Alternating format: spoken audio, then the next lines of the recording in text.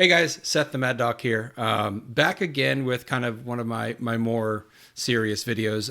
Again, we're talking about mental health. I had a really good response to the last video I did on it. A lot of folks reached out with direct messages or through comments on YouTube, Facebook, wherever, sharing their experiences. So overall, I was happy that I did that video. Was a little uncomfortable, but it was good to get the conversation started, and I felt I had to be honest with everyone if I was going to start having these conversations. From that, though, I actually got some kind of next steps. Some folks had reached out to me and kind of pointed me in the direction of some other folks in the community that are doing some work in this field. So I wanted to start off today by bringing in one of our guests. This is Adam Van Hooser. Am I pronouncing your name right, Adam? Yep, you are. Perfect. And Adam, you run a nonprofit called Imagination Veterans. Is that correct? Correct. All right. Well, why don't you tell everyone a little bit about yourself, what got you into Warhammer, all that jazz, what kind of led you in this direction? No, absolutely. Thank you, Seth. I really appreciate you bringing us on. So the nonprofit Imagination Veterans, what we do is we help service members, veterans, their families, and the community connect cognitively and emotionally through board and card and art therapy games. So we take items that are given to us typically, or somebody who will give us other things like games or art supplies, and we bring it back out to the community. We will go to the VA hospitals, we'll go to different libraries, and we will bring veterans there, or we will ask people to participate, and we play games with them to hopefully envelop a different type of emotional response than one in which where those people have had trauma. Kind of going into that myself is this all started because of a few years ago, I was diagnosed with a few traumatic brain injuries. And in light of that, when I was having issues speaking or counting or just learning, kind of relearning and changing the way that I did things to adapt to this new way of living, I was finding that games were helping. I was playing Magic the Gathering at first with my son, and I found that just doing that helped me in a way that I felt very free to do and unfrustrated within kind of the confines of a typical medical sense. And this is in no way, shape, or form to say that the medical sense was not the right way. They were 100% the right way to go. It got me on the right path to be able to realize other ways for me to start rehabilitating myself outside of those kind of confines. I could do it at home whenever I wanted, and I didn't have to feel pressure or anxiety or letdown or any of these emotions that I didn't deal with very well after spending 20 years in the Marine Corps. Emotions weren't very, they were hit or miss. And by doing so, it allowed me to evolve into a much larger aspect of just wargaming in general and what that brings to me.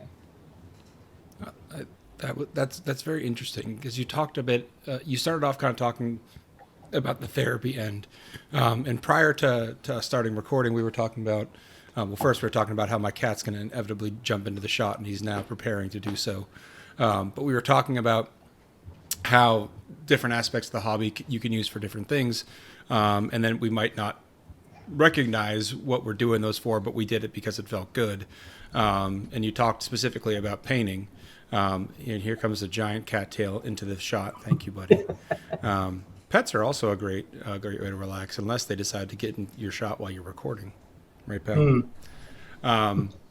Anyway, I always the last video we talked a bit about some of my diagnoses. I always found painting as like years ago. I don't know if folks remember the independent characters. All right, you need to go away. They started a Facebook group, and there was a kind of a push for like an hour a day hobbying, and people were pushing it more for like get projects done. If you do a little bit every day, you'll get it done. And so I started trying to do an hour a day, and I found with the stress I was having at work, it was a good way for me to kind of downshift from that mindset, kind of relax. Whatever was pissing me off that day, I could kind of put that away, do this for an hour, and then, okay, I'm cool, I can relax. So like oftentimes the first thing I was doing when I was getting home was I'm going to go paint for an hour, and then I'm going to go and be with my wife and do whatever else we want to do that evening. And it wasn't until I got the diagnosis that I started to realize, oh, that's like one of your hyperfixations. That gives your brain the stimuli at once to get back into a normal pattern. And I didn't recognize that until I was diagnosed. I was like, oh, that's why I'm doing that. That's why I found that particular activity relaxing. So you said that numbers and learning rules and strategy from Magic were kind of what clicked with you. Is that right? In the beginning, that was the way that I started to structure my learning, where I felt comfortable in a true sense, safe doing it. Playing games is a very relaxing way and a uninhibited way to help express not just your thoughts, but the emotions that are tied to it. And at that time, my son was playing Magic, and I was trying to get closer to him just because the pandemic had happened, and it was the first time kind of in my career where him and I had really got a time to sit side by side for a longer period and work through these things. And, I was struggling a lot, back to kind of what you were saying, where your anger was causing this discombobulation between you and your work life and your home life. I was having very similar problems. Anger is a very easy response to a situation that you do not have control of. And even admitted to it today, I still have those types of issues where, if my cognitive ability starts to slip and I start to be unable to make sense of things, anger is the first relationship that I know that comes up very quick. And the more you work through those things, throughout any type of game, throughout any type of relationship with something, the better you are to be able to realize it and react appropriately to whatever is causing that reaction. And typically, 99% of the time, it's me. I have to be able to realize that. And the more that I did these things, the more games that I played, the more numbers that I counted, the more interactions I had with people that were more than happy, which that's one of the greatest things about the gaming community in general, is that they are so happy to help you figure out things if you are unable to do it just by yourself. And that honesty between you and that person you're playing with, or persons, really opens up the dialogue to be helped without that crumbling effect that I would feel, where it's like, I can't do this. Why am I unable to count? Why am I feeling so upset? Why can't I think right? Other people were really helping, and especially in the wargaming community. This game is so large. There's so many data points that at any given time you could be thinking about it, and being able to be vulnerable with other people and just saying, hey, I can't figure this out. Can you help me? I haven't had a person say no. I haven't even had a person look at me weird. Every time it's just like, yeah, sure. Let's look at this. And it's been the greatest part of the rehabilitation for me personally, is knowing there are so many other people out there that want to help somebody else across the table from them make sure that every game that they have is as fun and as fair as we can do it. Yeah. I think that also kind of, it touches on a thing that we all talk about with game, but the social contract. This is we're cooperating together to play this game. If we're not working together to resolve, hey, I want to move this here, it needs to be so far away, can you make sure that that's correct? If we don't have those conversations, the game breaks down, and that's where you get a lot of conflict sometimes in the game. And so you're right. A lot of I've had the similar experience, not so much with having trouble processing a situation, but anytime I've ever asked for help at an event, hey, I can't reach that, can you reach that? Everyone's always willing to help. When I came out with my story here, there were a lot of folks that I knew that reached out to me that just wanted to check in to make sure I'm okay, and I appreciate that they have. And I've seen other members of the community receive help from each other, and I try to explain it to some of my work friends and stuff like that. I'm like, it's a really strange community, because we're getting together to play a competitive war game, a combat game, yet basically anyone in the room will give you the shirt off their back. Like literally, I'm wearing a shirt that was given to me off of Chris Irvin's back at WTC. Like everyone's super friendly. Everyone kind of gets that we're all, different points in our life, but we're all kind of on the same journey, the same path. No one's out there to get one over on the other guy. We're all there to help each other. We all get that we're playing toy soldiers for a few days or a day or an afternoon, and we don't want to necessarily be, too deep in life. I always do the little, hey, what do you do for a living? And if the guy wants to talk about his work and his family and vent to me, that's great. If he's like, I do this and moves on, I'm like, all right, cool. We don't need to talk about it. I get it. I'm here to play games too and not think about work. So I don't. That's the thing I've never really put a finger on. Is like, why is the gaming community and the tabletop community so supportive like that? But then you flip it over and say like video games, and the stereotype is video games can be really toxic. If you don't compete well and let your team down, they're going to yell at you, or voice chat's so toxic and all that stuff. And I've always struggled to figure out, why is the tabletop community like this? So it's funny you actually say that. So prior to my brain injury and a lot of the things going sideways for me, I've been working towards degrees, and I got my degree in communications. And one of the topics that I brought up in that was the avatar of oneself through a medium in which your physical presence doesn't need to be there to give a response that would be unacceptable if you were in front of somebody else. That avatar can be whatever negative or positive feeling you have within yourself, and you can lash out whatever way you want. And although I love video games, they're great. I play them from time to time. I have also had that same situation where the toxicity of somebody else's reaction on an online game is just not acceptable whatsoever, to say the things that they say, and are things that I highly doubt that they would say if they were standing next to a person and they were truly in the presence and thinking that thing. Then they would truly need that type of help as well, to say just some of the things they say.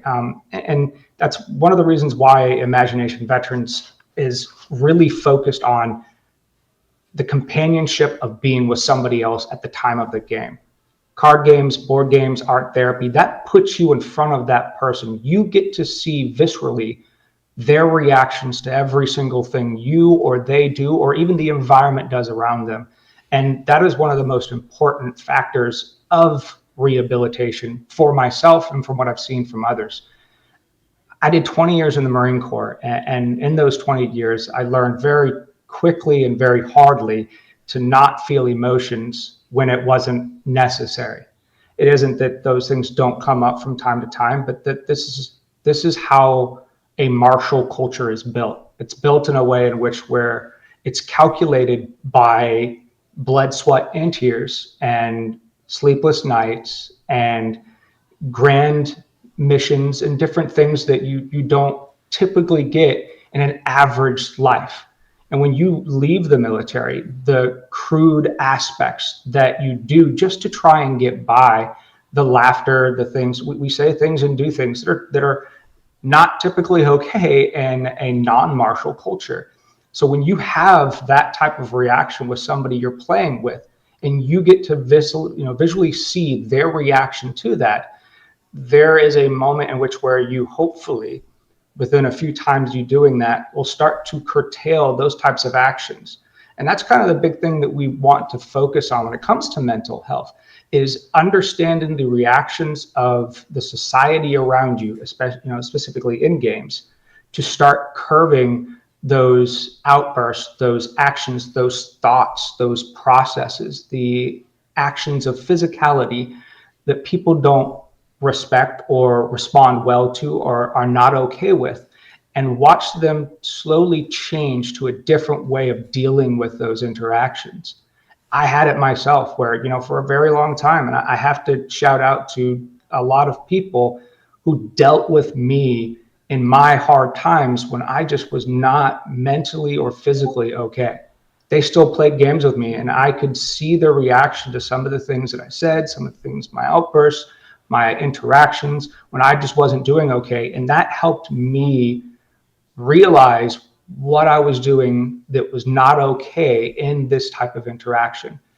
And that helped me get better. They helped me by just being there, not even saying anything to me, not always, doing the things that more than likely was right. They just sat there and went through the game with me, and I learned through that process. We want to give back to that because there are so many people who have these different problems that only they can truly describe to somebody else. And there are times when you can't even describe it. And that's okay, because on the tabletop, whether you want to explain it to the person or not, those types of things come out in little micro actions or macro interactions. And you can see that difference. So working through these things, and if you want to be open about your mental health issues or your physical issues or anything, that's one of the greatest places to do it, is in the fantasy world and the games that we play. Yeah. Well, where can folks kind of reach out and get connected with your group if any of this kind of rings true and they want to get involved either through seeking the therapy or helping to put something on like this in their local area? How could they reach out to you? Absolutely. So you can go to imaginationveterans.com. That is our website. It is our nonprofit. We also have a Facebook page as well, Imagination Veterans. You can get in contact me by Adam Van Hooser at imaginationveterans.com. Go to the websites right there. I'm more than happy to help anybody and push or help or provide anything we can. The nonprofit is 100% in, 100% out. The things that we like to do and the things that we can always use more help with is having people in different areas willing to go to the VAs, go to the game shops, go to our bases and give away games or help with painting lessons or other things like that. We're always looking for more ways to help more people. Yeah, I certainly know I've got a few things in my closet that I could find a new home for. But yeah, I think a lot of people in the community might be guilty of that and willing to donate. But also donating your time. If you don't have physically something you can donate, donating your time is also hugely important. I mean, we've all had the hang out and hobby experience of sit around with your friends and build models or paint something, and being the kind of, I don't want to say nidus isn't the right word, but the person to kind of instigate, hey, we're going to do this night, and we are going to specifically reach out to some folks that we think might benefit from it. But it's no pressure, no commitment. Just come by if you want to hang out. Something as simple as that at your local hobby store could be hugely impactful for someone. So we actually have exactly that. It's a play on the pile of pile of shame. Mm-hmm. We have what's called the Pile of Plastic Initiative. What we do is we take sprues, games, art supply, stuff like that. When we get them, we bring them back to the community. Typically, it's me, myself, and some other people. We build up the models, and then we bring other people in who would like to paint or learn how to do it, and we help them through that process of creating different model paint schemes and working through that to help them get towards an army that they would like to play or a backstory or something like that. And it's such a humbling experience, and it's such a rewarding experience watching people, especially veterans, those that they feel ostracized from the community, not because of the community, but just because of the way that we are. Sometimes the things we say and do are not okay, but that's the only way we have a coping mechanism to do. You go to your local VA, you spend some time with them, you help them paint, and next thing you know, they're enjoying it to the part where they want to do it more. And you never know when that's the foot in the door that's going to allow them to be like me, who has a really shitty nightmare, wakes up 2 a.m., goes outside, goes downstairs and paints orcs for the next 3 hours and feels great. Instead of waking up at 2 a.m., feeling really bad, going downstairs, sitting on my couch in the dark. Those kinds of things really help. So anybody who would like to donate those things, we are more than happy. And you can do it yourself. Go to the Game Stops, see what you can do. There's always somebody to help. Yeah. Well, really thank you for coming on and chatting with us and sharing your story and kind of sharing what you do. It very much kind of dovetails what I'm trying to do here of I don't think I'm necessarily out here to personally help any individual, but I want to start the conversation and highlight folks like you in the community that are doing a lot of this work already, and try to get those resources into more folks' hands. So I really appreciate what you do. I really appreciate you sharing and coming on. Adam said he's responsive. I mean, he's very responsive to messaging. I think within 20 minutes of me messaging him, we had basically nailed down, all right, this is the day we're going to record and do this. So, always reach out to anyone that's on my channels. Always reach out if you have, anything you want to talk about. I might not know the answer, but at least I can point you in the direction of someone who does. And I, can't speak for Adam, but I imagine it's similar as well. Absolutely. All right. Well, thanks for coming on. Thanks for sharing. Folks, I hope you enjoyed this. I hope you got something out of it. I'm going to keep doing these whether people watch them or not, because I'm enjoying doing them. I'm enjoying connecting with folks through this. So keep watching here. Maybe when Joe gets back to streaming, I'll do some more Warp News. But for now, I think this is what I'm going to focus on until Joe fires back up with the new year. So thanks for watching, folks. Have a good one and take it easy.